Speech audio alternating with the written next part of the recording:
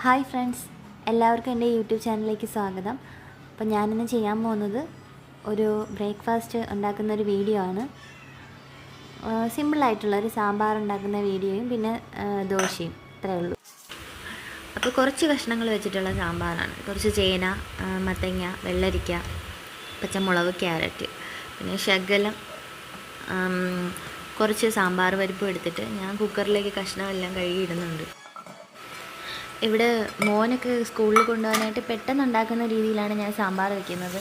എൻ്റെ അമ്മയൊക്കെ ഒരുപാട് ടൈം എടുത്തിട്ടാണ് സാമ്പാർ വയ്ക്കുന്നത്. എൻ്റെ അമ്മ മാത്രമല്ല, ഒട്ടുമിക്ക അമ്മമാരും അങ്ങനെ തന്നെയാണ്. നമ്മൾ കുറച്ച് പെട്ടെന്ന് വയ്ക്കുന്ന രീതിയിലാണ് ഉണ്ടാക്കുന്നത്. അതിനുശേഷം ഞാൻ കുറച്ച് മഞ്ഞൾപ്പൊടിയും കുറച്ച് ചെറിയ കട്ടക്കായം ചേർക്കുന്നുണ്ട്. മഞ്ഞൾപ്പൊടി, ഉപ്പ് ഇത്രയും കൂടി ചേർത്ത് മിക്സ് ചെയ്ത് കുക്കർ അടച്ച് വെച്ച് വേവിക്കുക. ഒരു 2-3 വിസിൽ കേട്ടാൽ മതിയാവും. 2-3 വിസിൽ കേൾക്കുമ്പോഴത്തേക്കും ഏകദേശം ആ കഷ്ണങ്ങൾ സാമ്പാർ പരിപ്പും കൂടെ വെന്ത് കിട്ടും.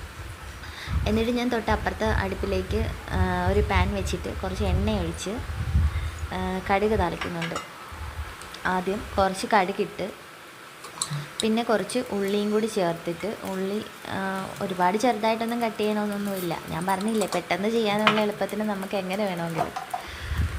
കുറച്ച് ഉള്ളിയും കൂടി ഇട്ട് വറ്റൽ മുളക് എല്ലാം കൂടി ചേർത്ത് കടുക് താളിക്കുന്നുണ്ട്.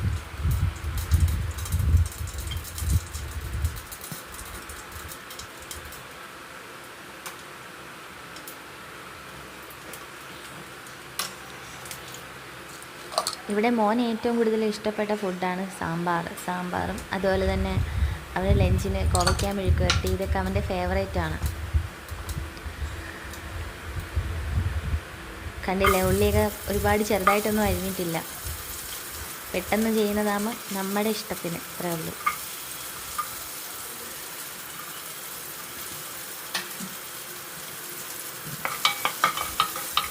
സ്കൂളിൽ പോകുമ്പോൾ ആൾക്ക് ഏറ്റവും ഇഷ്ടപ്പെട്ട ഫുഡാണ് കേട്ടോ ദോശയും സാമ്പാറും ഒക്കെ.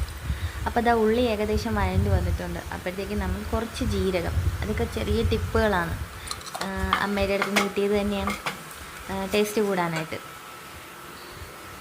പിന്നെ ഞാൻ വെണ്ടയ്ക്ക അരിഞ്ഞതും കൂടെ അതിൻ്റെ കൂടെ മിക്സ് ചെയ്യുന്നുണ്ട്. എന്നിട്ട് വെണ്ടയ്ക്ക അരിഞ്ഞതിൻ്റെ കൂടെ കുറച്ച് ഉപ്പും കുറച്ച് മഞ്ഞൾപ്പൊടിയും കൂടി ഇട്ട് ജസ്റ്റ് ഒന്ന് വഴറ്റിയെടുക്കാം.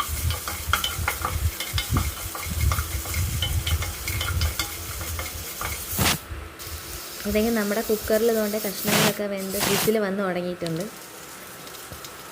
എന്നിട്ട് പാനിൽ വെച്ചിരിക്കുന്ന ഈ ഒരു കൂട്ടിലേക്ക് നമുക്ക് തക്കാളി കൂടെ ആഡ് ചെയ്യണം. കുറച്ച് ഉപ്പും മഞ്ഞൾപ്പൊടി ആവശ്യമുണ്ടെങ്കിൽ ചേർത്ത് കൊടുത്താൽ മതി. ഉപ്പും മഞ്ഞൾപ്പൊടിയും നിങ്ങളുടെ ടേസ്റ്റിനനുസരിച്ച്.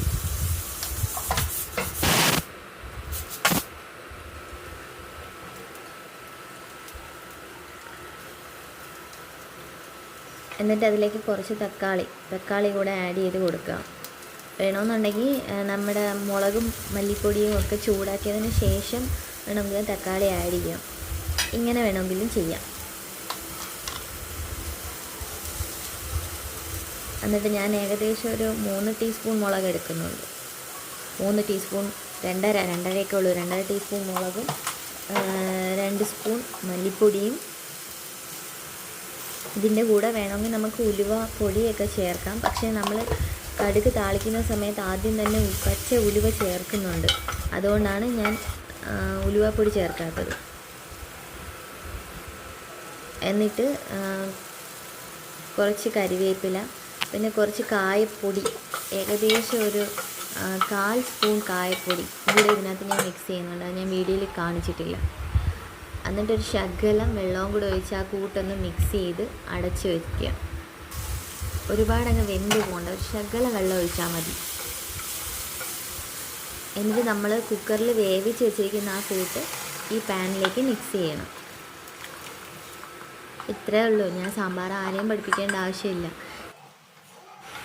അപ്പം നമ്മുടെ സാമ്പാർ സെറ്റായിട്ടുണ്ട് കേട്ടോ.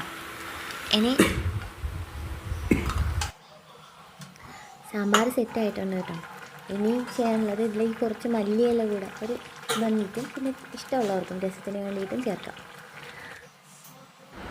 സാമ്പാറിൻ്റെ കൂടെ ദോശ ഉണ്ടാക്കുന്നുണ്ട്. ദോശ എന്ന് പറയുമ്പോഴത്തേക്കും ഇവിടെ ഒരാൾക്ക് അരി ദോശയും പിന്നെ എനിക്കും ഹസ്ബൻഡിനും റാഗി ദോശയാണ് ഉണ്ടാക്കുന്നത്. മോന് ദോശ ഉണ്ടാക്കുമ്പം കുറച്ച് നെയ്യൊക്കെ ഒഴിച്ചിട്ടാണ് ദോശ ഉണ്ടാക്കുന്നത് കേട്ടോ. കുട്ടികൾക്കെല്ലാം അങ്ങനെ തന്നെയാണല്ലോ, പൊതുവേ അവർക്ക് നല്ല ക്രിസ്പി ആയിട്ട് കഴിക്കാനാണല്ലോ ഇഷ്ടം. നമ്മുടെ ഒരു ഏജ് അനുസരിച്ചിട്ട് നമുക്ക് ഹെൽത്തി ആയിട്ടുള്ള കാര്യങ്ങൾ നമ്മൾ എടുക്കുന്നതായിരിക്കും ഏറ്റവും നല്ലത്. ഇപ്പോൾ മോനുള്ള ബ്രേക്ക്ഫാസ്റ്റ് റെഡി ആയിട്ടുണ്ട്. ഇനി ഞങ്ങൾക്കുള്ള റാഗി ദോശയാണ് ഉണ്ടാക്കാൻ പോണത്.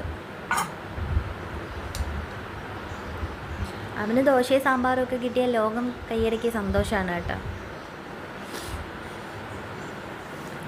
റാഗി ദോശ ഞാൻ കുറച്ച് ഈസി വേയിലാണ് ഉണ്ടാക്കുന്നത്. റാഗി ദോശ ഉണ്ടാക്കുന്ന വീഡിയോ ഞാൻ പിന്നീട് ചെയ്യാം. അതായത് റാഗി ദോശയുടെ ബാറ്ററി ഉണ്ടാക്കുമ്പം നമ്മുടെ ദോശമാവിൻ്റെ ബാറ്ററി ഒരു അര തവി ദോശമാവിൻ്റെ ബാറ്ററിയിൽ ഒരു 5-6 സ്പൂൺ റാഗി പൊടിച്ചത് കൂടെ ചേർത്ത് മിക്സ് ചെയ്ത് കുറച്ച് നേരം വെച്ചിട്ടാണ് ഞാൻ ദോശ ഉണ്ടാക്കുന്നത്.